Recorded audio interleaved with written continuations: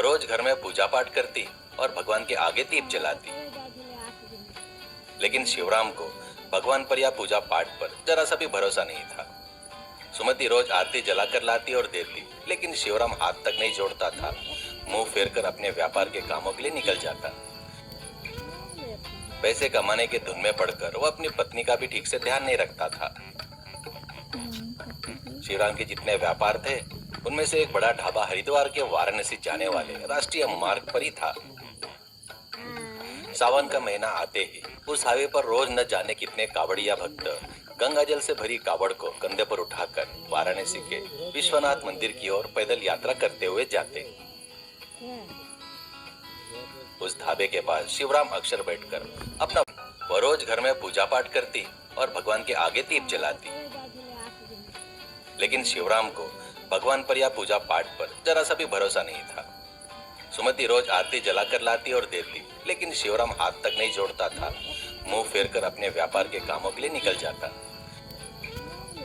पैसे कमाने के धुन में पड़कर वो अपनी पत्नी का भी ठीक से ध्यान नहीं रखता था।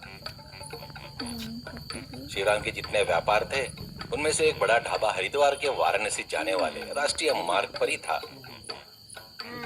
सावन का महीना आते ही उस हाईवे पर रोज न जाने कितने कावड़िया भक्त गंगा जल से भरी कावड़ को कंधे पर उठाकर वाराणसी के विश्वनाथ मंदिर की ओर पैदल यात्रा करते हुए जाते। उस ढाबे के पास शिवराम अक्सर बैठकर अपना वह रोज घर में पूजा पाठ करती और भगवान के आगे दीप जलाती। लेकिन शिवराम को भगवान पर या पूजा पाठ पर जरा सा भी भरोसा नहीं था।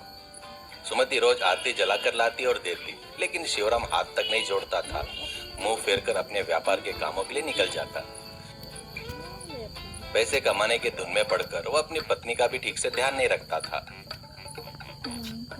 शिवराम के जितने व्यापार थे, उनमें से एक बड़ा ढाबा हरिद्वार के वाराणसी जाने वाले राष्ट्रीय मार्ग पर ही था।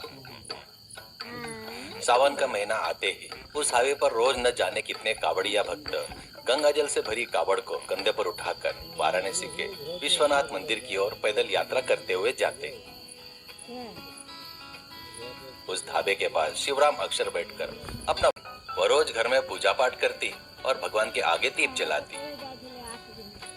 लेकिन शिवराम को भगवान पर या पूजा पाठ पर जरा सा भी भरोसा नहीं था। सुमति रोज आरती जलाकर लाती और देती, लेकिन शिवराम हाथ तक नहीं जोड़ता था। मुंह फेरकर अपने व्यापार के कामों के लिए निकल जाता। पैसे कमाने के धुन में पड़कर वो अपनी पत्नी का भी ठीक से ध्यान नहीं रखता था। शिवराम के जितने व्यापार थे, उनमें से एक बड़ा ढाबा हरिद्वार के वाराणसी जाने वाले राष्ट्रीय मार्ग पर ही था। सावन का महीना आते ही उस हाईवे पर रोज न जाने कितने कावड़िया भक्त गंगा जल से भरी कावड़ को कंधे पर उठाकर वाराणसी के विश्वनाथ मंदिर की ओर पैदल यात्रा करते हुए जाते। उस ढाबे के पास शिवराम अक्सर बैठकर अपना